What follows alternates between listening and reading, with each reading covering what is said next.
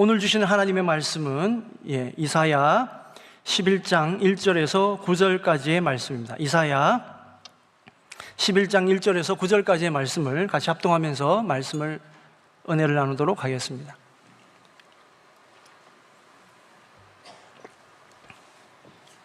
이사야 11장 1절에서 9절까지의 말씀입니다. 교독합니다. 이새의 줄기에서 한 싹이 나며 그 뿌리에서 한 가지가 나서 결실할 것이요 그의 위에 여호와의 영, 곧 지혜와 총명의 영이요 모략과 재능의 영이요 지식과 여호와를 경외하는 영이 강림하시리니 그가 여호와를 경외함으로 즐거움을 삼을 것이며 그의 눈에 보이는 대로 심판하지 아니하며 그의 귀에 들리는 대로 판단하지 아니하며 공의로 가난한 자를 심판하며 정직으로 세상의 겸손한 자를 판단할 것이며 그의 입에 막대기로 세상을 치며 그의 입에 입술의 기운으로 악인을 죽일 것이며 공의로 그의 허리띠를 삼으며 성실로 그의 몸의 띠를 삼으리라.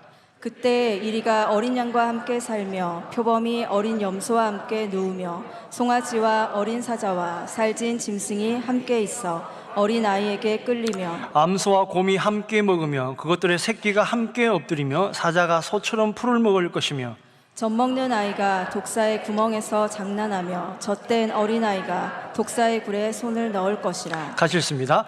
내 거룩한 산 곧 모든 곳에서 해됨도 없고 상함도 없을 것이니 이는 물이 바다를 덮음같이 여호와를 아는 지식이 세상에 충만할 것임이니라.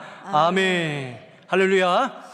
우리 인사 한번 더 하겠습니다. 샬롬 우브라카 이렇게 보겠습니다. 샬롬 우브라카. 옆에 분하고 샬롬 우브라카 이렇게 합니다. 샬롬이란 말은 평화하라는 뜻이고 우는 엔드 그리고 라는 뜻이고 브라카는 축복합니다 이런 뜻입니다. 제가 오늘도 매달 마지막 주일은 제가 외국인 사역부 설교를 가는데 그 친구들에게 꼭 그렇게 인사를 하게 합니다. 샬롬 우브라카 샬롬 우브라카. 그 친구들을 바라보면서 특별한 마음이 있어요. 주로 그 오는 친구들이 아프리카나 동남아시아에서 오는데 아프리카가 여러분 내전이 하는 나라가 많잖아요. 가난한 나라가 많지 않습니까? 거기에서 그 나라에서 그 아이들이 국비로 와서 우리나라 키스트라든지 뭐 KDI라든지 때로는 카이스트든지 이런 데 와서 공부를 하고 우리나라가 마치 100여 년 전에 못 살고 가난할 때 선교사님들이 불러서 그 나라에서 먹이고 입히고 해서 인재를 길러서 다시 보내서 우리나라 지금 대부분의 이제 1세대, 2세대가 지나갔습니다. 그분들이 이 나라 이 땅에 와서 대학교에서 가르치고 의사가 되시고 목사가 되시고 그래서 이 나라를 이만큼 이끌었단 말이에요. 근데 제가 그 청년들을 바라보면서 근데 어떤 데는 보면요 제가 깜짝 놀라요. 청년인데 분명히 20대인데 저보다 나이가 많아 보여. 깜짝 놀라요. 어떤 친구들은 그런 마음으로 좀 이렇게 측은한 마음이 있습니다. 자기는 공부한다고 이 나라 와 있지만 그 나라는요 지금 전쟁 중이거든요. 아주 비참하게 사람을 죽입니다. 여러분 아프리카 관련된 영화를 바라보면 총으로 쏴 죽이는 것도 별로 없어요. 왜냐하면 총알이 아까우니까. 이만한 칼이죠, 칼. 뭐 이렇게 나무 베고 하는 그런 칼로 사람을 죽이고 팔 자르고 왜 총을 못 쏘게 하려고 하니까. 좀 측은하게 여기서 불쌍하게 봐주면 팔을 잘라요. 살려는 준다. 반항은 하지 마라. 한쪽은 남겨놓고 노예로서 먹고 뭐 그런 겁니다. 제가 그럴 때마다 그 친구들은 어떤 마음인지 모르겠지만 아이고 왜 또 목사님이 또 귀찮은 걸 시키시나 생각하지만 저는 그런 마음입니다. 여러분 나라에 여러분 삶에 여러분 가정에 샬롬이 임하기를 바라고 샬롬뿐만 아니라 축복도 임하기를 바란다라는 거죠. 여러분 가정도 그런 마음이 들기를 그런 신앙이 들기를 그런 축복이 임하기를 축원드립니다. 오늘 성경의 말씀은 인간이 바라는 여러 가지 욕구가 있습니다. 그 중에 가장 큰 욕구 중에 하나가 이런 안녕, 평화를 원하는 욕구가 있어요.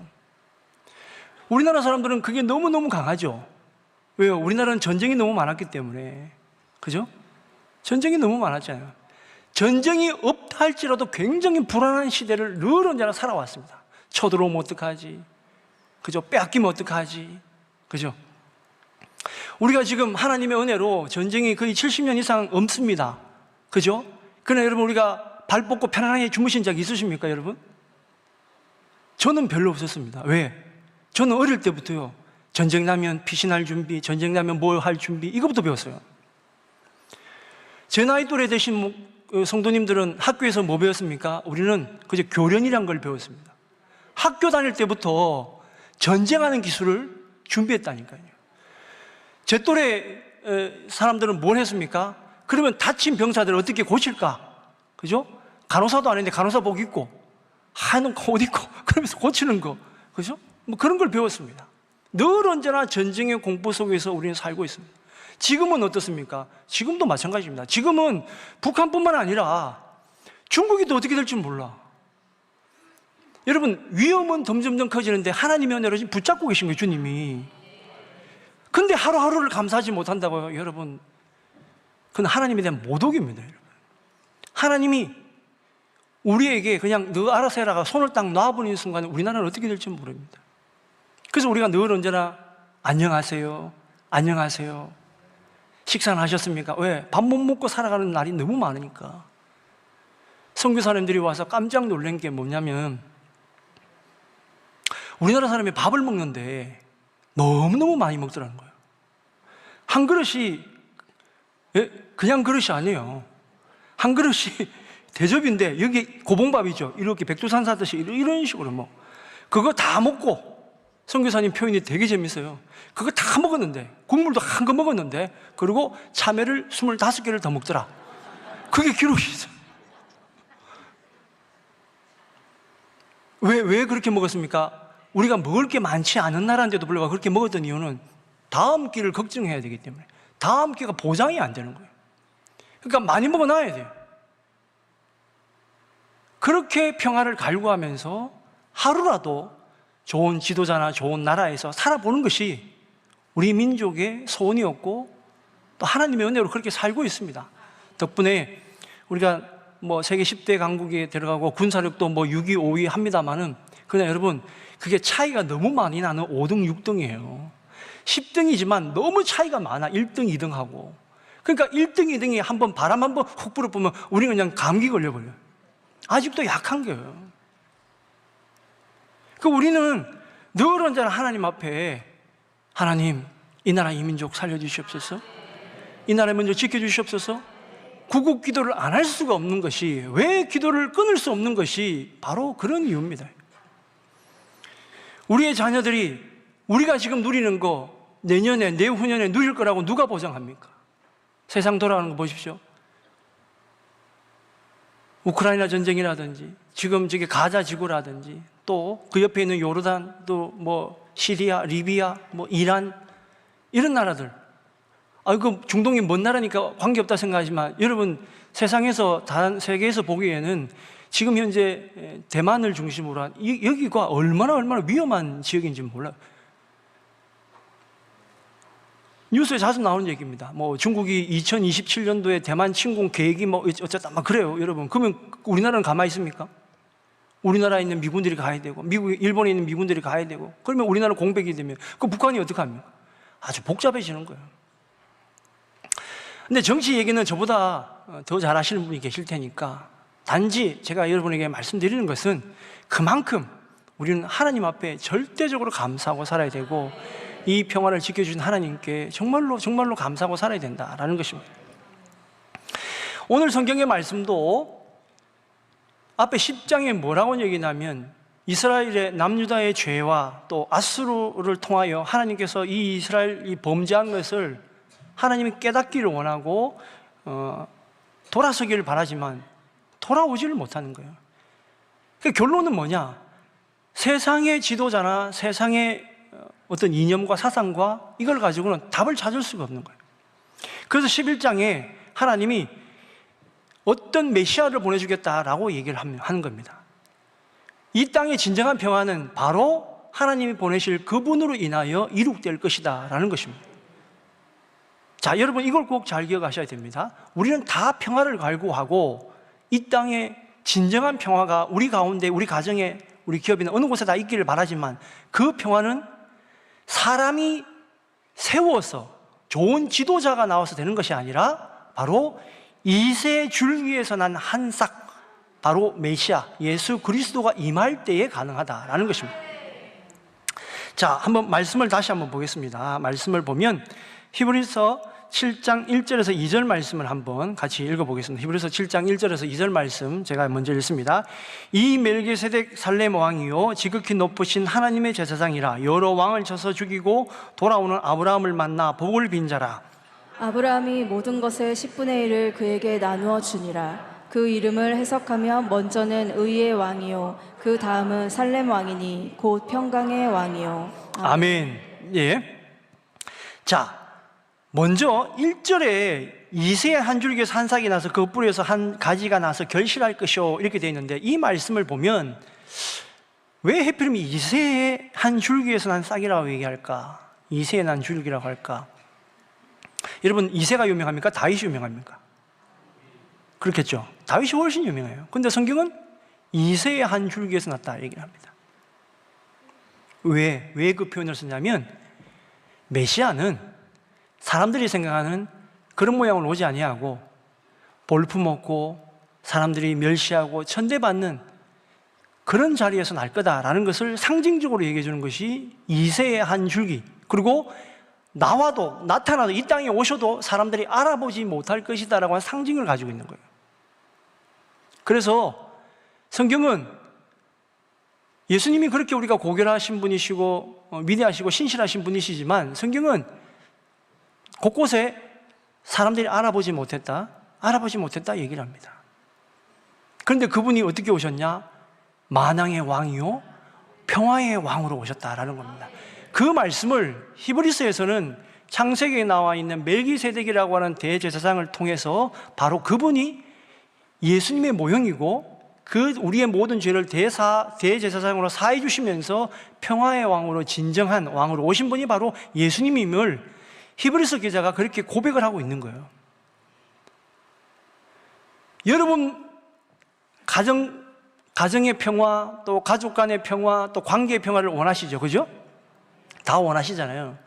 여러분, 이 평화를 깨는 것이 갈등인데, 갈등과 전쟁과 여러 가지 표현할 수 있습니다. 뭐 갈등 안에 전쟁도 있고 뭐도 여러 가지 있죠.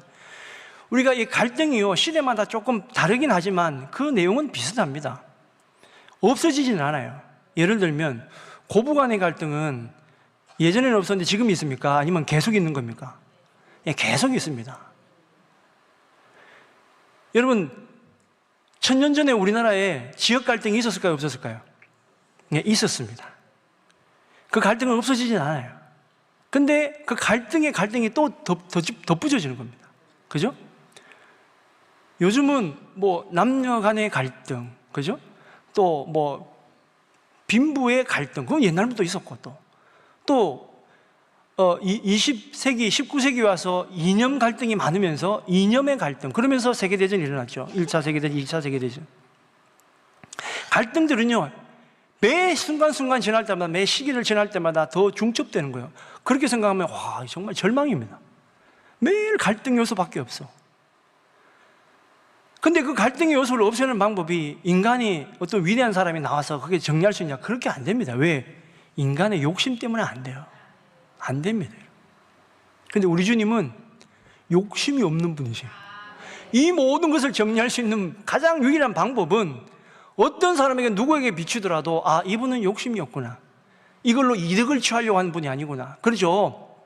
어떤 분하고 얘기하더라도 저 사람이 나를 위해 주는 것 같은데 가만히 생각해 보니까 이 꼴은 지가 다 먹고 말이야. 생각해 보니까 내가 가만히 보니까 눈 벌겋게 뜨면서 내가 당하는 것 같아. 그런 분들이죠. 그러면 문제가 해결되지 않아요. 근데 우리 주님은 어떠세요? 다 내어주셔. 다 내어주셔. 우리가 얼마 전에 부활절 지내고 그 전에 사순절 보냈지만 주님 말씀에 이사야서 53장 2절에서 12절 말씀, 2절에서 6절까지 말씀, 그 다음에 12절 말씀을 한번 보겠는데, 사람들이 이 땅 가운데 예수님이 오셔서도 알아보지 못했고 그분이 어떻게 우리가 그분을 대했는지에 대한 말씀이 이사야서에 다 예언이 되어 있습니다. 우선 2절에서 6절까지 12절 같이 한번 교독해 보겠습니다. 53장 2절에서 12절 말씀. 그는 주 앞에서 자라나기를 연한 순 같고 마른 땅에서 나온 뿌리 같아서 고운 모양도 없고 풍채도 없은, 즉 우리가 보기에 흠모할 만한 아름다운 것이 없도다. 그는 멸시를 받아 사람들에게 버림받았으며 강고를 많이 겪었으며 질고를 아는 자라. 마치 사람들이 그에게서 얼굴을 가리는 것 같이 멸시를 당하였고 우리도 그를 귀히 여기지 아니하였도다.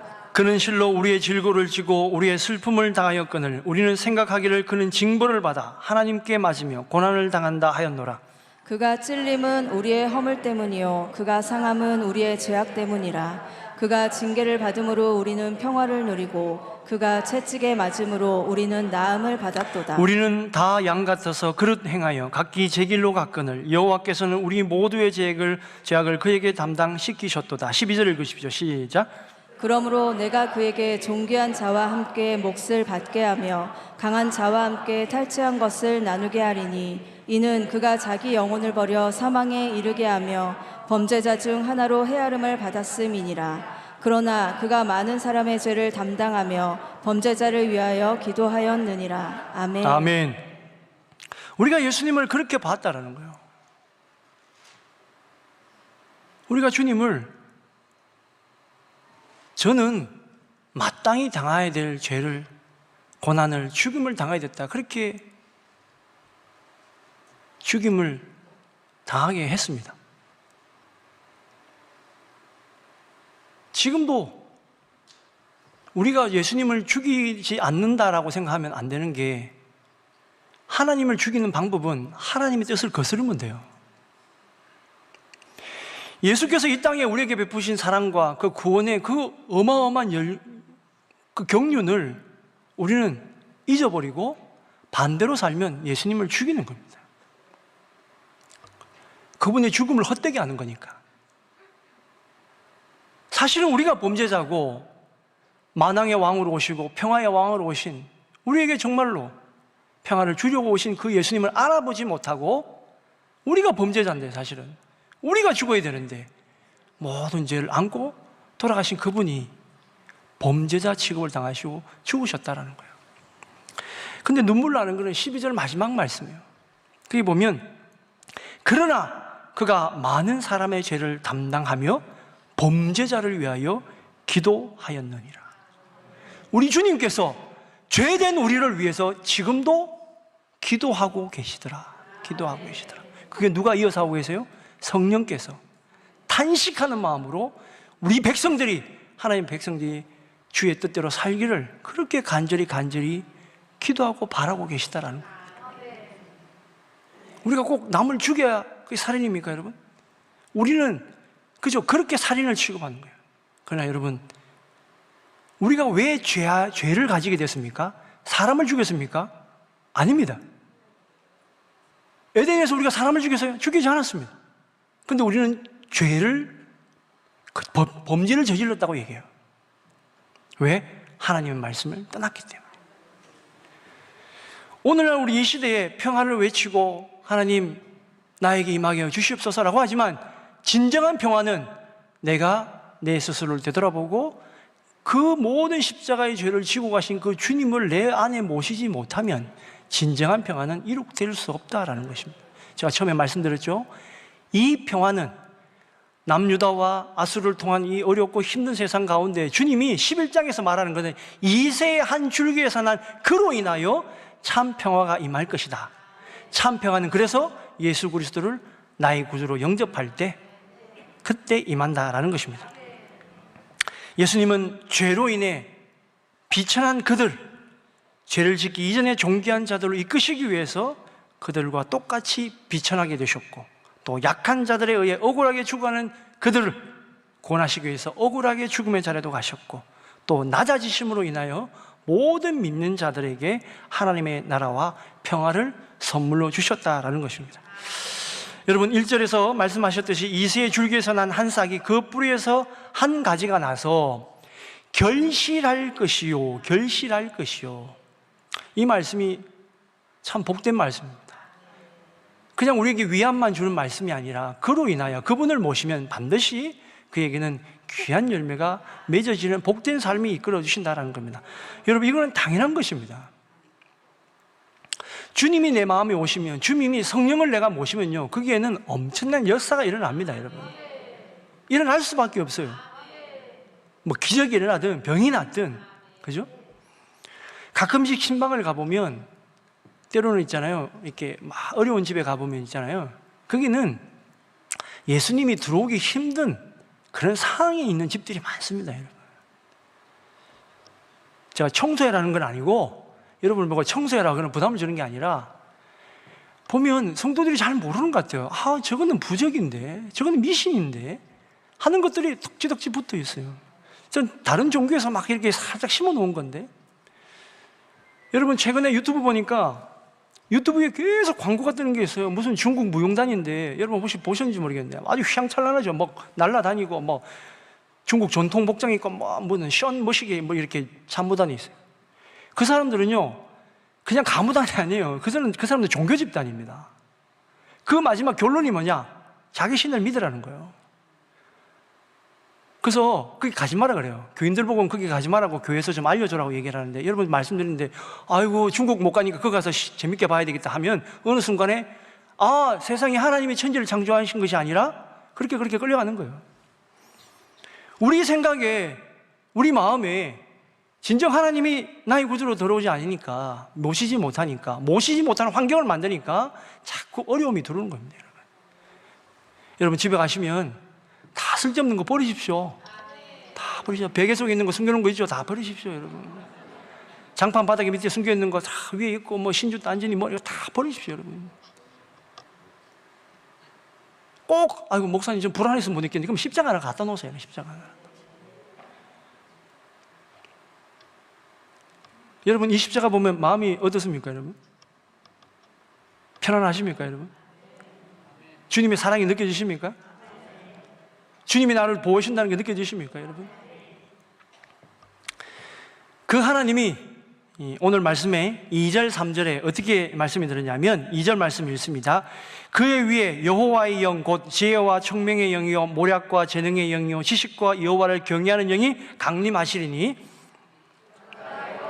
함으로 즐거움을 삼을 것이며 그의 눈에 보이는 대로 심판하지 아니하며 그의 귀에 들리는 대로 판단하지 아니하며. 아멘. 이제 그 하나님께서 이제 주님의 영으로 우리에게 임하실 텐데, 예수님이 이제 영으로 임하신단 말이에요. 그러면 어떤 변화가 일어나느냐? 성경에 그대로 있는 말씀입니다. 어떤 변화냐? 첫 번째, 영이 임하면, 하나님의 영이 임하면 하나님을 경외하고 그 하신 일을 통하여 즐거워합니다. 여러분, 하나님의 영이 임하면 사람들이 착각해요. 하나님의 영이 임하면 가장 좋은 게 뭡니까? 부자 되는 거, 건강 회복되는 거, 예? 뭔가 일이 술술 잘 풀리는 거. 여러분, 건강이 회복돼도 죽습니다. 아시죠? 돈이 생겨도, 물질이 문제가 해결돼도 그 물질이 계속 갑니까, 여러분? 없어집니다. 그런데 하나님의 영이 임하면 뭐가 중요하냐? 하나님을 경외하는 마음이 생긴다는 거예요. 하나님이 내 하나님이다, 하나님이 나의 참 구주시다라는 걸 알아볼 수 있는 눈은요, 아무나 가질 수 있는 게 아닙니다. 그게 진짜 축복입니다, 여러분. 하나님을 알아본다, 이게 축복이라니까요. 하나님의 음성을 들을 수 있는 것이 축복이다라는 거죠. 여러분, 성경에 있잖아요. 아브라함이 하나님의 음성을 듣지 못했다 그러면 그는 축복을 못 받았을 겁니다. 하나님의 음성을 듣지 못했다 그러면 그는 이삭을 죽였을 겁니다. 우리는 주의 음성을 늘 언제나 들어야 될 줄 믿습니다. 여러분, 우리의 최고의 축복은 바로 하나님을 경외하는 마음이 내 속에 생긴다는 것입니다. 여러분, 주님의 영이 임하면 그런 증상들이, 그런 표현들이 나타나요. 하나님 사랑합니다, 사랑합니다. 두 번째로, 그런 영이 임하면 두 번째 어떤 일이 생기냐? 눈에 보이는 대로, 귀에 들리는 대로 판단하지 않습니다. 자, 3절 말씀 같이 읽습니다. 3절 말씀 같이 읽습니다. 시작. 그는 주를 경외하는 것을 즐거움으로 삼을 것이며 그의 눈에 보이는 대로 심판하지 아니하며 그의 귀에 들리는 대로 판단하지 아니하며. 아멘. 아멘. 예수님이 이 땅에 오셨을 때에 예수님에게 좋은 얘기, 그 다음에 또 이빨린 얘기, 또 예수님이 보시기에 좀 멋진 모습, 아름다운 모습, 거룩한 모습은 누가 더 잘했을까요? 갈릴리에 예수님을 따라다니는 사람들이 더 잘했을까요? 예루살렘에 있는 제사장들이나 바리새인들이 더 잘했을까요? 그렇죠. 소위 말해서 종교를 배운 바리새인이나 멋진 옷을 입고 있는 사두개인들이나 제사장들이 훨씬 좋은 얘기를 많이 했겠죠. 왜? 성경도 더 많이 하니까. 옷도 훨씬 거룩해 보이니까. 갈릴리에 예수님을 따라다니는 그 사람들, 그 천대받은 이방 땅과 같은 갈릴리의 사람들이나 또 여인들이나 이런 분들이 무슨 돈이 있다고, 그죠? 과부, 따라다니신 과부 보시면 알잖아요. 그리고 또 세리들이 무슨 좋은 말을 하겠습니까? 내들 하는 얘기가 아이고 어떻게 하면 또 한 자리 얻어볼까? 또 제자들도 그랬잖아요. 그런데 거룩한 말, 좋은 말은 그렇게 했습니다. 그런데 주님은 뭐라고 얘기하십니까? 눈에 보이는 대로 재판하지 않을 것이고 귀에 들리는 대로 재판하지 않을 것이다. 주님은 하나님의 영으로 하나님의 말씀이 그 가운데서 살아서 역사하는 사람에게, 순종하는 사람에게 칭찬하시고 천국 잔치에 하나님 백성 삼으실 것이고 나머지는 다 심판받을 것입니다. 여러분, 말세가 되면요, 그런 사람들이 더 분명해집니다. 아유, 목사님, 말세가 되니까 너무 힘들어요. 사람들이 악해서 너무 힘들어요. 여러분, 기뻐하십시오. 아, 이제는 다 들통나는 거예요. 이제 다 들통나는 거예요. 아, 이제는 주님 오실 날이 가까우니까 이게 다 들통이 나는구나. 그러면 우리는 어떻게 됩니까? 세 번째, 주님의 영이 임하면 어떻게 됩니까? 공의와 정직으로 재판하시는 주님 앞에 살아야 된다는 것입니다. 자, 4절 5절 말씀 같이 읽습니다. 공의로 가난한 자를 심판하며 정직으로 세상의 겸손한 자를 판단할 것이며 그의 입에 막대기로 세상을 치며 그의 입술의 기운으로 악인을 죽일 것이며 공의로 그의 허리띠를 삼으며 성실로 그의 몸의 띠를 삼으리라. 아멘. 아멘. 예, 우리도 이 땅에 살면서 주님처럼 공의로 그의 허리띠를 삼고 성실로 그의 몸의 띠를 삼으리라고 한 것처럼 저희도 또 그렇게 살아야 됩니다. 제가 우리 사역자들, 우리 목사님 전사님들과 기도회 하면서 자주 했던 얘기가 뭐냐면, 여러분, 달란트 비유 중에 예수님이 5달란트, 2달란트 받은 사람들은 그렇게 얘기해서 내가 작은 일에 충성했으니 내게 큰 것을 맡기려 하잖아요. 근데 1달란트 받은 종에게 주님이 책망하시면서 하는 얘기가 그거예요. 이 악하고 게으른 종아, 이렇게. 뭐가 악합니까, 여러분? 주님의 마음이, 주님의 생각이 아니면 다 악한 겁니다. 내 스스로 아무리 의로운 일을 해도 하나님의 일이 아니면 다 악한 겁니다. 마지막에 다 심판받습니다. 두 번째, 성도는 절대로 게으를 수가 없습니다. 새벽부터 우리 사랑함으로써, 그렇기 때문에 여러분, 농담이 아니라 기독교가 들어가는 나라마다 다 부자일 수밖에 없는 이유입니다. 물론 기독교 아니라도 부자인 나라일 수 있어요. 그러나 출발선이 다른 거예요. 출발선이 다릅니다. 왜? 우리가 먹고 살려고 열심히 일하는 것이 아니라 주님의 영광을 위해서 열심히 사는 거니까. 우리는 천국에 쌓이는 축복이고 그들은 내가 이 세상에서 그냥 쓰다가 없어지는 축복인 거예요. 할렐루야. 여러분 기도는 다 천국에 쌓입니다. 여러분이 바자회 때에 10,000원짜리, 20,000원짜리 다 천국에 쌓이는 겁니다.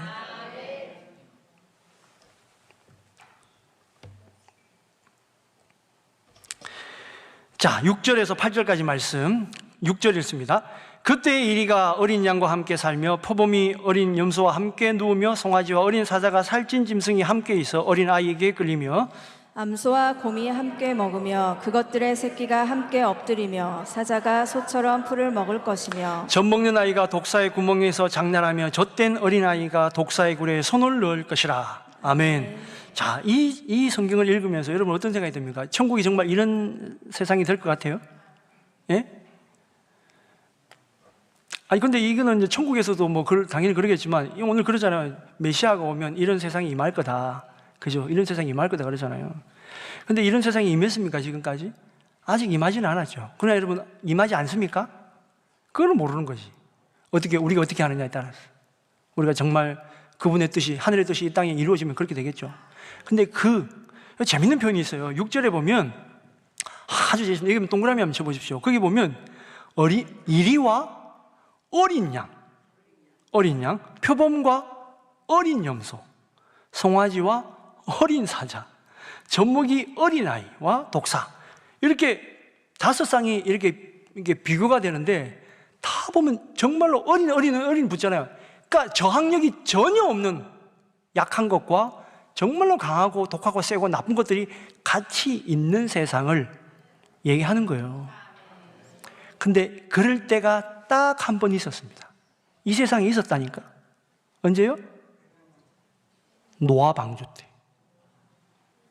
여러분, 노아 방주 때 그건 죄 짓기 전이니까. 여러분, 죄 짓기 전에, 에덴 동산은 죄 짓기 전이니까. 노아 방주 안에, 그죠? 거기서 사자가, 양 잡아 먹었다는 얘기 없습니다. 1년 동안, 장장 1년 동안 그 안에서 모든 동물들이 다 사랑하면서, 야, 사랑해. 서로 핥아주고, 때 닦아주고, 그죠?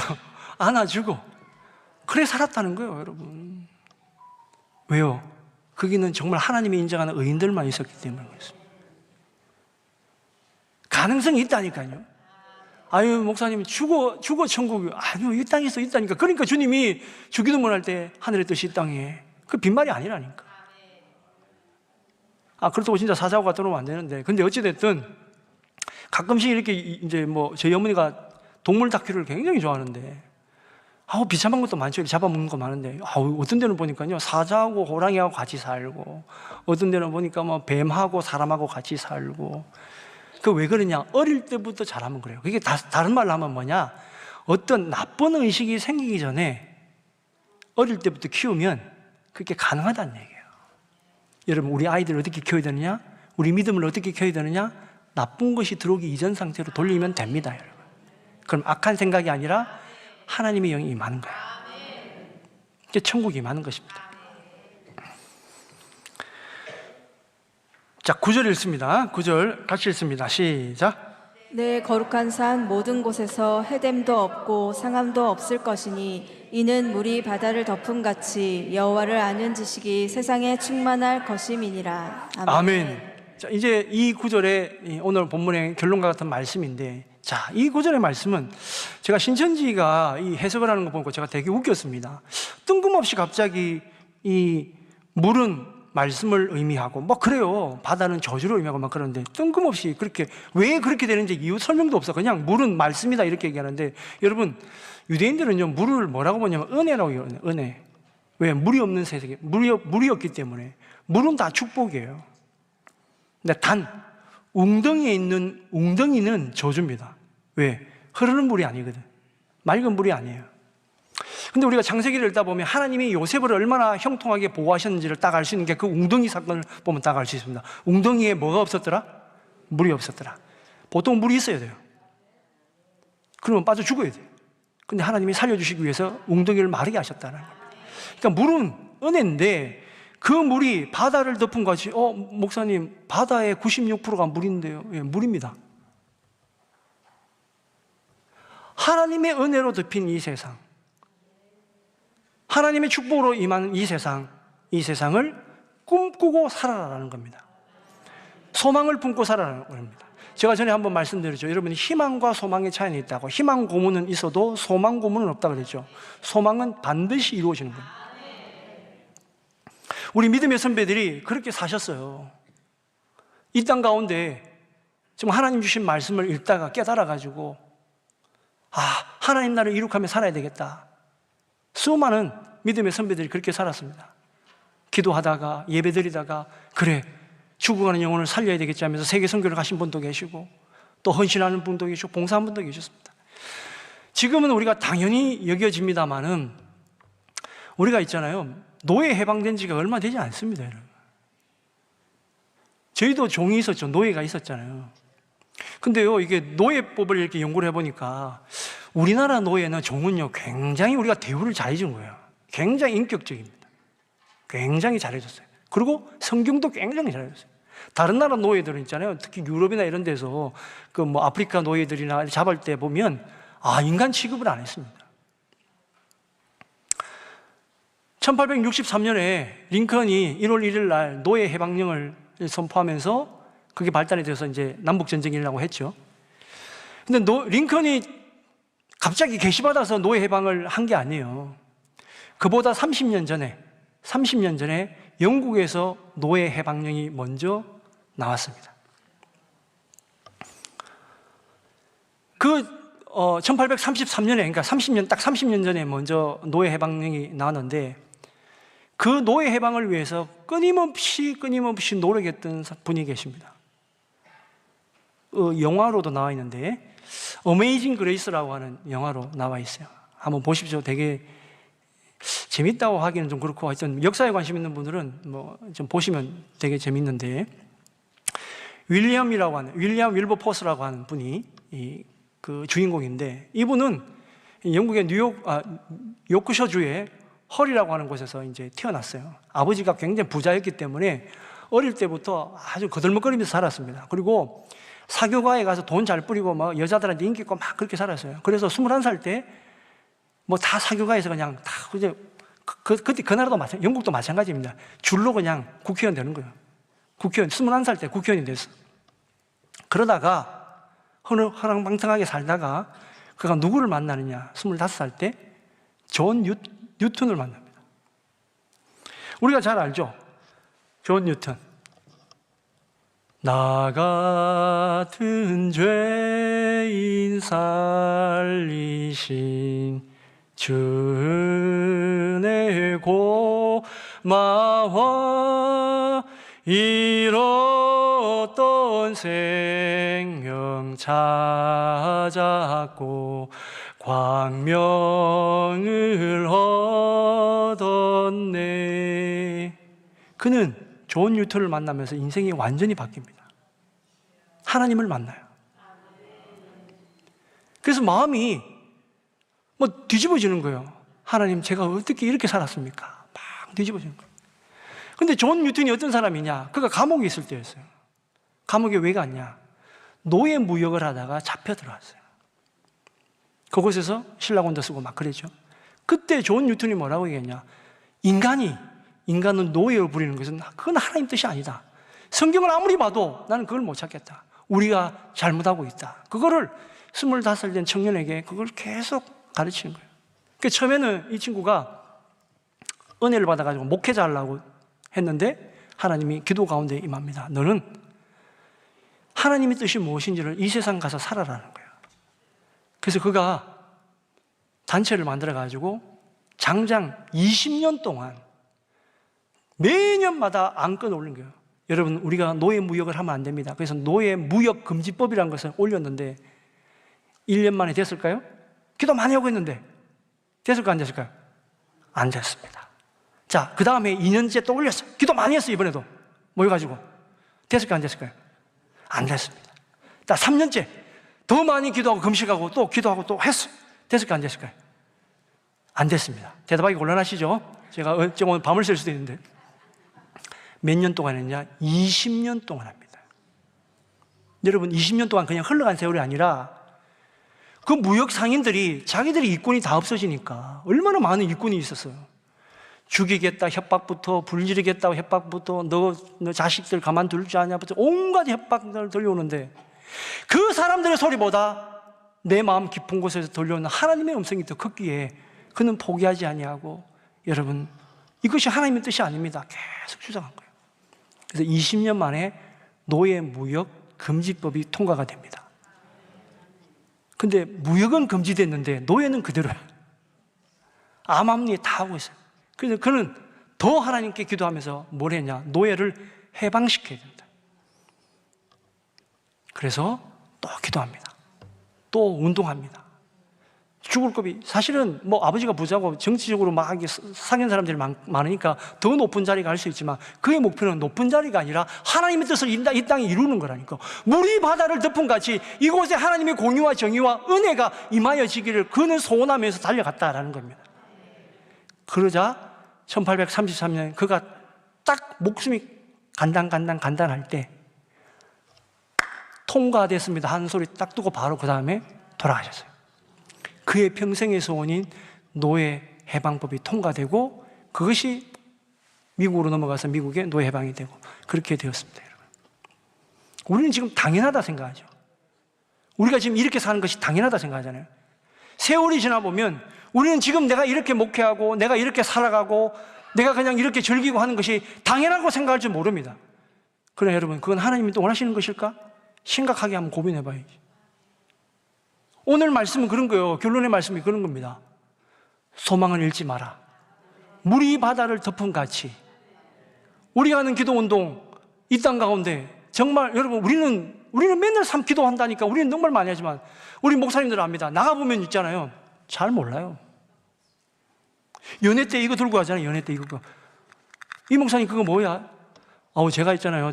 이번에 저희 교구 단합대회 간다고 답사를 갔는데 식당을 알아보는 길에 우리 전도사님하고 권사님들과 잠깐 있으라 그러시고 제가 막 식당을 막 들어가 봤어요. 들어갔는데 어느 식당에 한번 들어갔어요. 딱 들어갔는데 주인하고 이렇게 서빙하던 분이 얼굴이 새파랗지만 저를 쳐다보는 거예요. 그래서 제가 어떻게 오셨어요? 그러길래 저 사장님 저 메뉴판 하나 좀 주셔야 되니까 왜 그러신대요? 우리가 여기 놀러 올 건데 예약을 하러 왔습니까? 에이 이 아저씨가 하면서 막 화를 버럭내는 거예요. 이걸 보니까 단속 나온 줄 알고 얘기를 하지 그래가지고 제가 혼나고 왔습니다. 그 집은 예약 못 하겠더라고. 그 옆집을 예약하고 왔어요. 모릅니다 여러분. 여러분 그러나 우리가 남들이 모르지만 우리가 외치는 이 소리는 이사야가 외쳤던 이 소리는 결국 메시아가 오게 되었고 앞에 말한 이 율법보스와 같은 사람들이 외쳤을 때 결국은 노예가 해방이 되었고 앞으로 우리가 또 기도하다 보면 또 하나님의 뜻을 구하다 보면 하나님이 또 다른 우리에게 어떤 사명을 주겠죠. 포기하지 말고 달려가면 반드시 물이 바다 덮음같이 이 나라 이 민족을 듣고 이 온 지구를 듣고 무엇보다도 하나님께 영광이 되는 복된 그날이 올 것입니다. 여러분 그날에 우리 한빛교회가 주인공이 되길 바라고 온 성도가 온 세대가 매일 새벽을 깨우면서 이 꿈을 포기하지 말고 달려갈 때 하나님이 앞에서 말한 그런 축복들 있잖아요. 그건 덤으로 따라오는 거라니까. 덤을 생각하지 말고 주님 생각하면서 달려가면 주님께서 인도하시라 믿습니다. 사랑하는 여러분 한 주간 살면서 그 꿈을 꿈고 그 꿈을 하나님의 소원 성취를 이루고자 하는 그 마음으로 달려가면 하나님께서 여러분의 삶도 인도하시고 우리 교회 또한 든든히 반석 위에 세우시는 교회가 될 줄로 믿습니다.